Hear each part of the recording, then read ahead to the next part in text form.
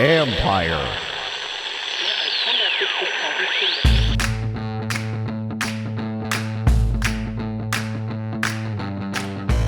Hello and welcome to my podcast. Do me a favor, subscribe to the John Keim Report.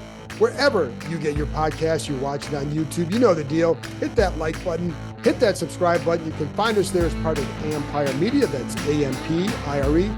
Don't forget, you can always read my work on ESPN.com. And I have a story up about a new analytics person they hired to be in charge of that department. Had that on Thursday. Also a story on the first quarter struggles and how it contributes to this 3-4 record and why the Commanders are in a hole. Okay, so I'm going to get to my predictions and the keys and then a prediction in a minute. First, just some programming notes. I'll be back after the game to wrap up the Commanders-Eagles game. Then Tuesday we'll have film review, but also Tuesday's a trade deadline. So I have a feeling there's going to be something to talk about, or could be something to talk about that night. So Bram Weinstein and I will be doing our live stream show Tuesday night, 7:30, and it'll be after the trade deadline. So whatever happens, we will be there to talk about it. So just know that. Speaking of the trade deadline, it's going to be interesting. Clearly, there are a couple of names that you're going to hear quite a bit of. You have Chase Young, Montez Sweat. It does seem like the one firm offer they have right now is for Montez Sweat. There is no agreement in place, so there's nothing like that. I don't know how much for you or I, Sunday may not matter in terms of should you trade or not. I do think it may matter for them. Not positive, but that's, that would be a sense, but it's certainly not a positive. Like if they win, I'm not taking anything off the table unless I hear that for sure. If they lose, I'm going to expect at least one move to be made. I do not expect a fire sale by any means. And I was told that to not expect that. That means guys like Jacoby Brissett. I don't know that you get rid of a guy like Curtis Samuel, even though he's in his last year of his deal.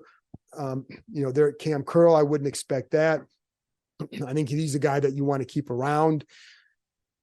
But as far as like Montez Sweat or Chase Young, if they get a good offer for one of them, I think they would move them at that point. And this is a think, not reporting. And another guy that you'd wonder about would they move? Antonio Gibson's last year of his deal, and I would bring him up because you have Derek Gore on the practice squad. You could elevate him, and maybe you go that direction too. I don't know that anybody's going to trade for him. But, I think that's one where you can elevate a guy. And you also have a guy in Chris Rodriguez that you really like as a backup to Brian Robinson. And I know Gibson fills a third down role, but that's something that Gore can always also do. And Gibson just hasn't been as productive for them as they, I think, needed or wanted him to be. So, but I don't know what's going to happen there. And again, I don't know that I don't know what somebody would offer for him or not. But those are, that's kind of how you would assess it right now. Clearly, it would seem that Montez Sweat right now has the most maybe to offer another team. I think there are going to be some teams that may still be wary of where Young is at in his return. Are you going to be able to, would you want to sign him long-term? I don't know. With Montez, you may be able to get something more with him if the team is going to do that, if they're already negotiating, like let's say they lose and then by Monday, team is negotiating with them to sign him long-term, and then that would increase the offer. I don't know that it's going to happen. Just a scenario where you could get something more. The key is, if you're going to, it could just be a third-round pick, because if he leaves, and Sam Fortier and I discussed this on the podcast Thursday, if he leaves in free agency, you could get a third-round comp pick in 2025. But if you think you're not going to sign him back and the owner's on board with that, then you go for that third round pick this year, depending on what goes on, depending on how you see it. And I think they also know that the defense has done well in the past when Montez Sweat and Chase Young are not out there. So I think that gives them some reason to think that they could still be competitive and yet maybe get some of this back. As far as who's making the decisions here, I know a lot of people wonder about that, because then, listen, it's a fair question. You have a head coach who's also the top decision maker in the organization, who's clearly on a hot seat. But I do know, like with Josh Harris, what he's going to want. He's not going to go in there and say, you've got to get rid of this guy, this guy, and this guy, and this guy. It's not his MO. Never has been with his other teams. The guy who was like that sold the team in August or in July.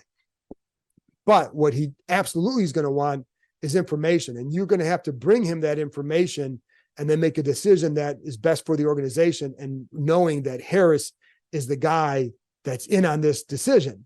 So if you're Ron Rivera, you have to then, follow what he's going to want to do, because if you don't, you just get rid of him right now.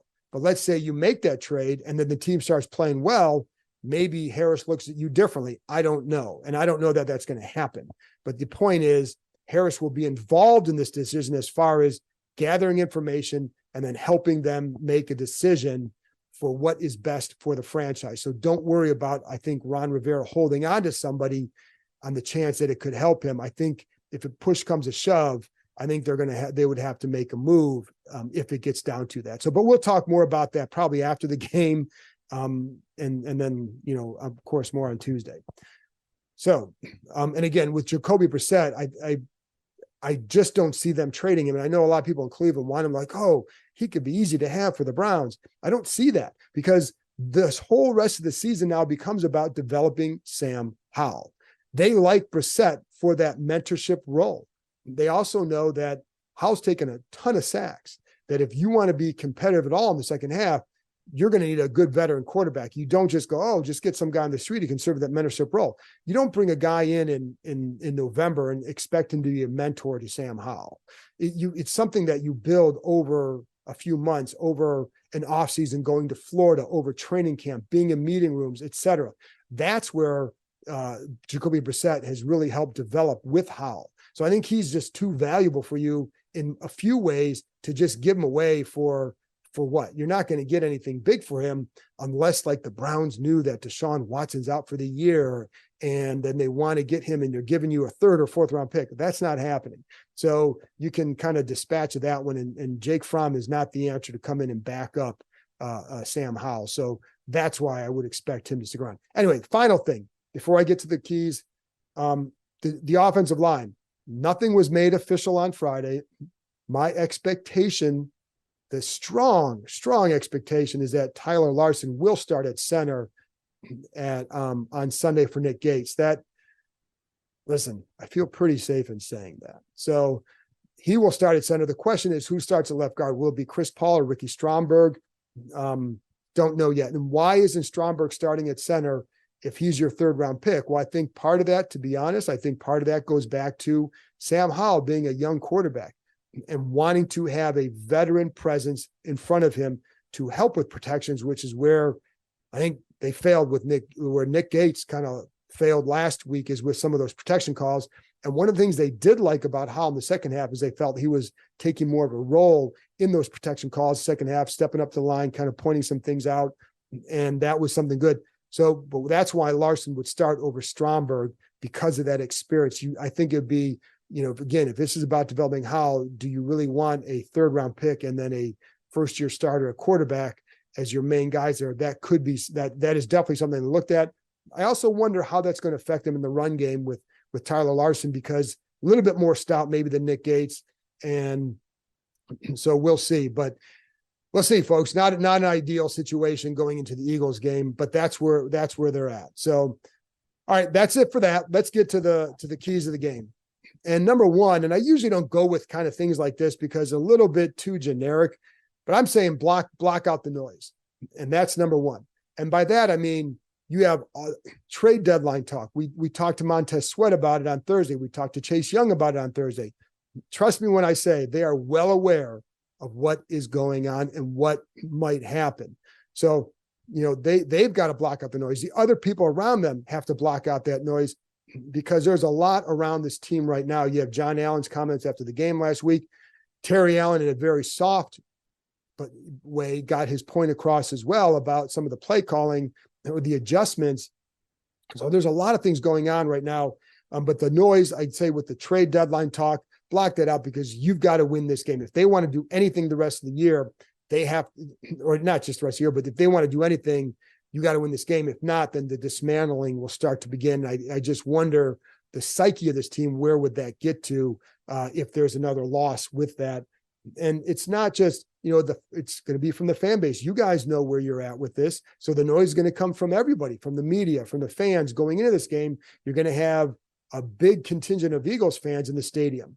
And it's one thing to play on the road in front of opposing fans. It's another thing to play at home in front of opposing fans.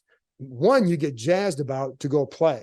You want to play on the road. You love going up on the road and silencing a crowd.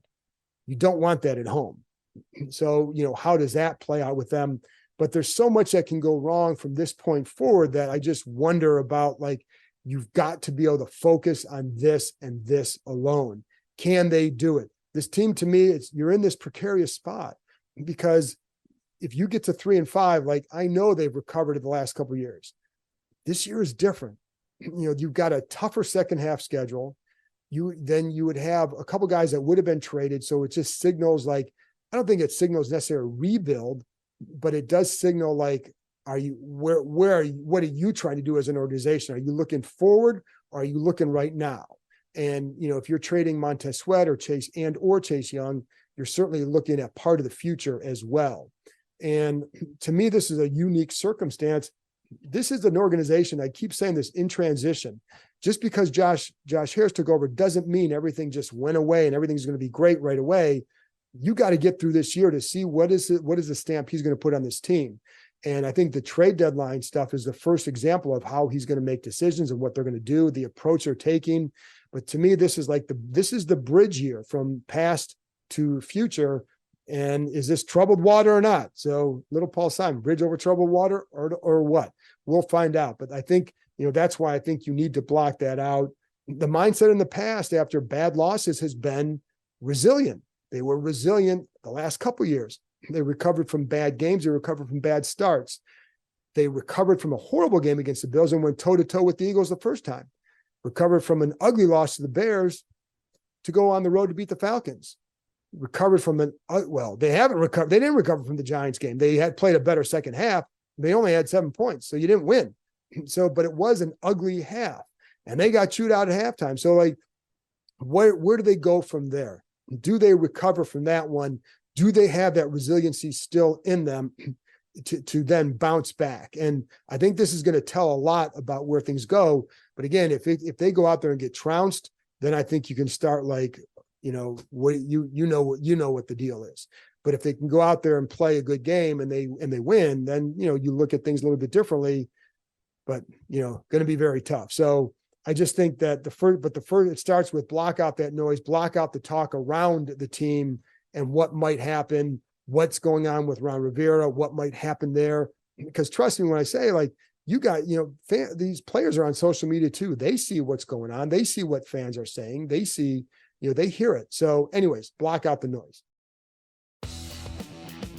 NBA fans, the wait is over. Basketball is back, and DraftKings Sportsbook, an official sports betting partner of the NBA, is celebrating with an unbeatable offer.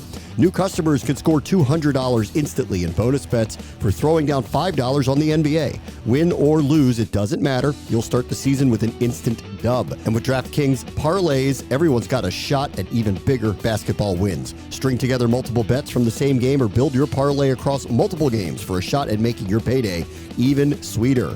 Basketball's more fun when you're in on the action. Download the DraftKings Sportsbook app now and use code KEIM, K-E-I-M. New customers can get $200 in bonus bets instantly for betting just $5 only on DraftKings Sportsbook with code KEIM. The crown is yours. Gambling problem? Call 1-800-GAMBLER or visit www.1800gambler.net. In New York, call 877-8-HOPE-NY or text HOPE-NY. In Connecticut, help is available for problem gambling. Call 888-789-7777 or visit ccpg.org. Please play responsibly. On behalf of Boot Hill Casino and Resort, licensee partner Golden Nugget Lake Charles, 21 plus, age varies by jurisdiction, void in Ontario. Bonus bets expire 168 hours after issuance. See sportsbook.draftkings.com/basketball terms for eligibility and deposit restrictions, terms, and responsible gaming resources. Number 2, I'm going to say follow the script. And I say that because in the first game, that script largely worked on offense. That script worked on offense. Like, they put up 31 points and they moved the ball pretty well. They had a couple drives in the second half that didn't go so well, but they moved it well. I really liked their approach in that game. The way they attacked, it worked. So a couple of things that worked, lots of motion. That was this, I think it was the second most motions they used in a game was in that Philly game. And you saw this play out a couple of times. And I know that, listen, the Eagles are going to adjust. They're going to be ready for some of this, but I would test them too to see how ready are you. And one thing I don't expect is for the Eagles just to follow the Giants blueprint and just blitz, blitz, blitz. It's not the style of this defense. They can send pressure. They will send some pressure, but they can also generate with 4, but they typically like to play coverage with this defense. So are they going to play you the same way? I've seen sometimes they play press against them. Sometimes they're going to be off against them, but the motion really to me hurt. They were a couple times they motioned to a stack and they get a big play to Curtis Samuel out of that. They motioned to a bunch. They get a big play to De'Ami Brown out of that. Both times it was Darius Slay that they were able to target in those situations. And I think that was by design. So can you get them to that? Can you use some of that motion? Will you use some of that motion to get back into that situation? Because I think it did work. They used a lot of, I think there were times they confused them with some of their stuff. And that's why I felt like Howell did his best job of getting from first read to second read to third read at a good pace in that game. And what that did is it allowed for yards after the catch because you hit your plant step, not there, second read, boom, go. Now you got yards after the catch. So they did a really good job with that. In the run game, the script was a lot of 11 personnel. So a lot of 3 receiver runs. And when they went to 3 receivers, Sam Howell was 10 for 14. When they had, if it was just overall, I think it was with 2 tight ends. I think it was 12 for 18, but it was 10 for 14 with 3 receivers, I think it was more than 10 yards a throw. So that's something that I think they need to do a little bit more of in this one as well. So not to just do the same thing, but I think there were things that absolutely worked that I don't think they're good enough to go away from. And I think the Eagles are a team that you can do that against. They ran the ball better, I think, than you thought. Some of that was Howell scrambles. Jordan Davis might not play defensive tackle for the Eagles. So, and as of my taping this, I don't know yet if he's going to play. So I think that's something to watch as well. Defensively, the game plan against DeAndre Swift was really good. And I felt like they contained Jalen Hurts in the pocket, and DeAndre Swift did not hurt them. So the part of that was, winning one-on-one blocks up front, but the linebackers being able to fill, like Jamin Davis, I felt did a really nice job in that game, filling gaps, getting tackles 3 yards and closer to the line of scrimmage. How does it, so I think like their strategy with that was really good. The safeties did a good job coming up. They seem to know when it's a run, all that, and they filled those gaps pretty well. Not just, sometimes it might be a 6-7 yard run, but it wasn't an explosive run. So they did a good job of limiting those explosive runs. They did a really good job in that area. So you need to continue that. And with Hurts, obviously, keep him in the pocket, blah, blah, blah. We know that. And, so I think that's what they have to do there. So there you go. So that's number 2. Number 3, it's attention to details, because I think that's been lacking every game for this crew. And that's something they absolutely have to improve on. The stunts, like there are rules for stunts, and it's pretty basic, but you have to know where your eyes are. This is the details, and the details consistently. I thought the offense would be better with the details because that's what we kept hearing with Bieniemy.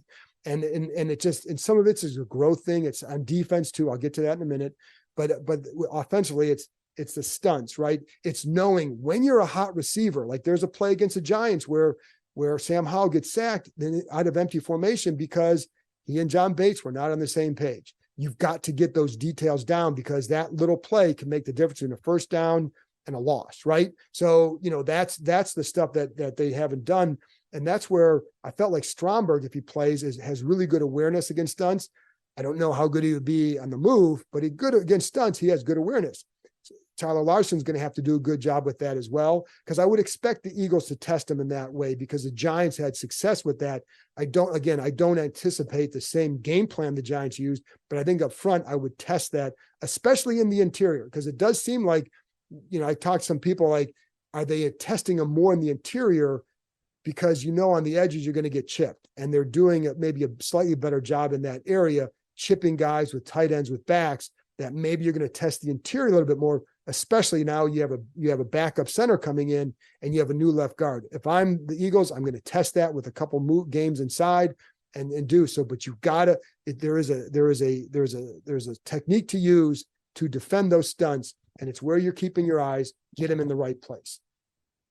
I think in coverage, it's again, same with the eyes. Now, Emmanuel Forbes went back in last week, did a better job. If he plays more this week, whether it's him or someone else, it's the discipline of the deep and limiting the big mistakes down the field, because that cost him the game. Like, they had 5 plays that probably gained about 170 yards in that game. The Eagles did. And 4 of those, was with Emmanuel Forbes. And so some of that was just poor technique, knowing where your eyes are, knowing that if you're over the top in a certain stack coverage, stay over the top. Don't fall for the pitter patter of the feet on a double move. Stay over the top. Just the discipline. Take those away. And then I think you have a chance in this game, because, I think they've done a pretty good job against Jalen Hurts in the past. Jalen Hurts left points on the field in that first game. So I think they've done a pretty good job against him, but it's attention to details in the situation. Again, I look at, and again, details with the run game, because one of the frustrating things when you watch the run game, and I was going back and watching against the Eagles, and they did gain, or I think it was over 90 yards, but some of that was Sam Howell scrambles. But too often, man, there's sometimes I'm looking at an offensive lineman's assignment, like, I don't know how he can get to this guy and hold this guy out of this look, out of this run, because it seems like the line is shading a certain way, anticipating a run to that side. And, you're giving that away, and you're giving them an advantage. And now the cutback lanes are just completely destroyed. And so it makes it harder. But what I did like is in the red zone, when they get to 11 personnel in the red zone, maybe use some RPOs in the red zone just to hesitate. And it creates more gaps. On that 15-yard touchdown run by Brian Robinson, a really nice gap to the outside, but also, you're out of 11 personnel. And so to me, it created some better lanes and gaps for the lineman, for the back to then hit. But then there's sometimes where Hassan Reddick drives Andrew Wiley back on one run that forces Gibson or Robinson, I can't remember which one, up on one run. You have a good path to the outside if you just hold your block. That's not a detail. That's winning your battle. So that's something that you have to do as well if you want to come out of here with an upset.